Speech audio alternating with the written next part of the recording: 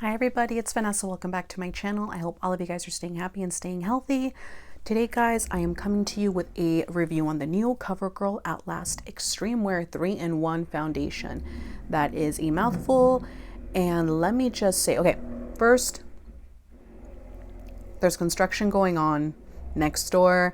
It's going to continue to go on. I kind of waited to film and they decided to show up like at noon, so I don't know what's up with that. Go figure. Anywho, I got it in the shade 856 Caramel Beige. And let me just say, the shade range isn't too bad. I'll put it right around here somewhere.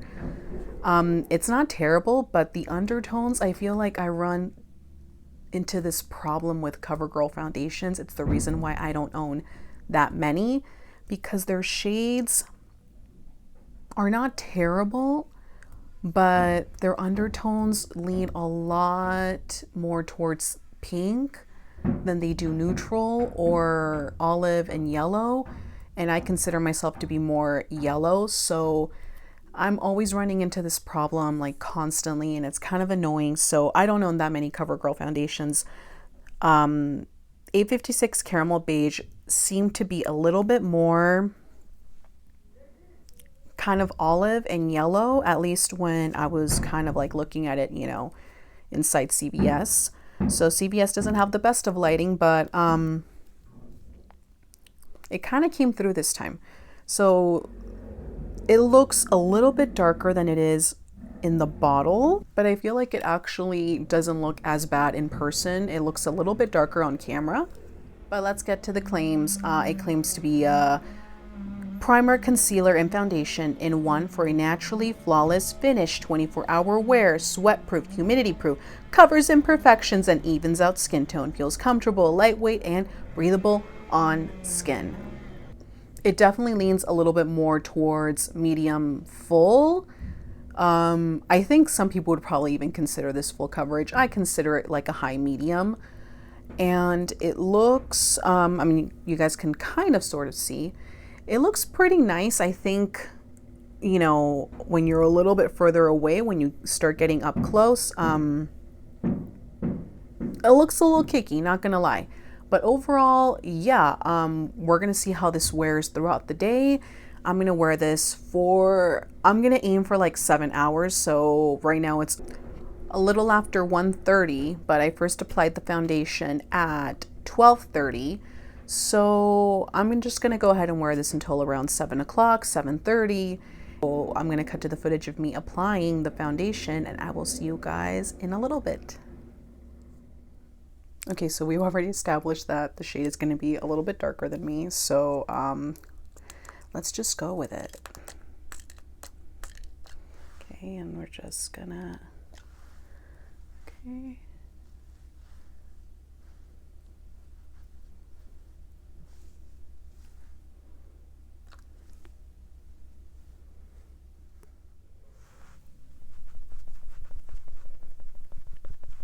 Alright guys, so I just finished applying it, and some of my first thoughts, I'm looking myself in the mirror right now, and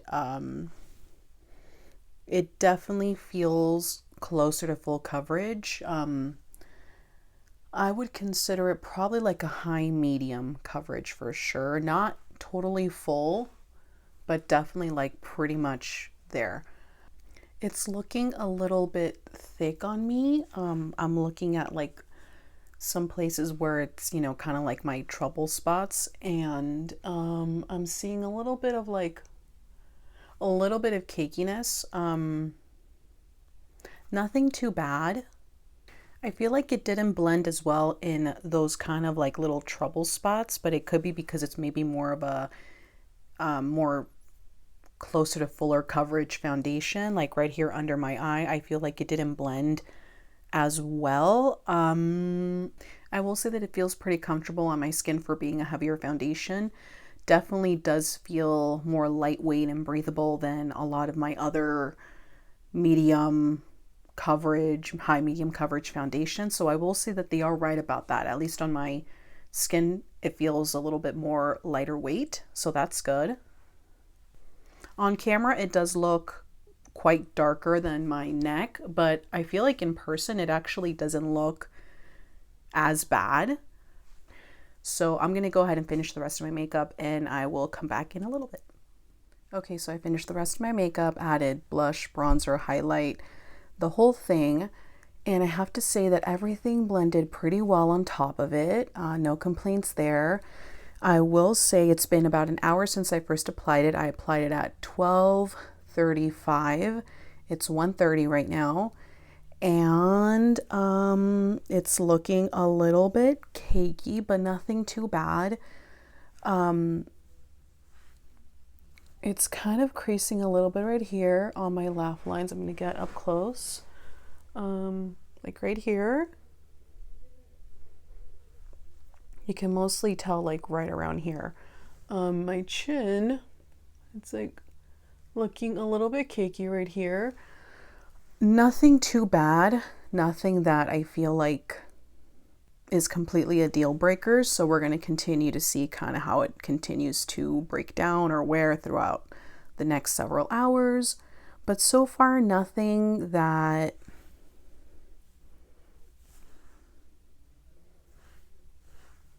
I can really complain about. It's looking pretty nice, especially like if you're looking at me from far away, it looks pretty flawless. So yeah, no complaints. I'll see you guys probably maybe around 4:30, and that'll be my first check-in. So I'll see you guys then.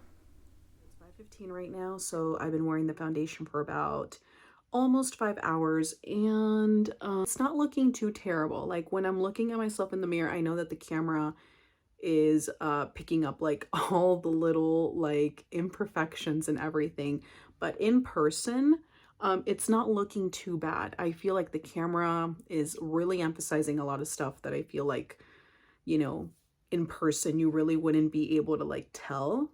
But I will say that it can definitely cling to like some dry patches or even places that like you normally don't get very oily. Like I don't really get oily like around here, like my under area, and it's like emphasizing that. Definitely emphasizing this area right here. And I feel like overall, wherever I put product like blush or bronzer, I feel like it just made that area look even more cakey than it actually is. Or actually was like in the beginning. So it just kind of added to the cakiness. In person, it doesn't look too terrible. So I'm interested to see how it's going to wear for the next like 2 hours before I do my final check-in. I'm going to do a quick workout just to kind of see if it actually is like waterproof as it said on there, or sweat-proof, whatever it said. So I'm interested to see how that's going to go. So yeah, I'll see you guys back here in a couple of hours with my final check-in. Okay guys, it's the last check-in. It is 7:55 right now. And as I'm looking myself in the mirror over here, it did rub off on my nose, which is expected. I'm not holding that against the foundation. It kind of did continue to kind of break down a little bit and kick up like right around here. So you guys can kind of see right around here, just kind of like a continuation of my lap lines. My forehead for the most part stayed pretty much the same, which was already a little bit on the cakier side once I added some of the product. Overall, I don't hate the foundation. I think that I can continue to work with it and make it work. I really do want to make this foundation work. Like I said, I don't hate it. And I really do think that I can continue to work with it. And like I said, I think I'm gonna try a primer with it next time. And at the end of the month, I'm gonna do kind of like a roundup of all my favorite products, and I'll update about what I think of it and if it actually worked. But I don't hate it. I think that if I had oily skin, it would definitely wear a lot better and I would have gotten a lot more longevity out of it. And I don't think that I would have clung on to these little like patches and stuff like that as bad. If you have oily skin, I think you're actually really gonna like the foundation. Like I said, the undertones are a little bit off. They definitely lean more towards pink than yellow. But if you don't have, an issue with that, then I think that you're going to probably find your shade. And yeah, like I said, I don't hate it. If I had to rate it, 1 star being absolute crap, 5 stars being my new holy grail, I would probably give it a 3.9. I can't give it a full 4 because of the way that it did cling to my dry patches and made it look a little bit cakey.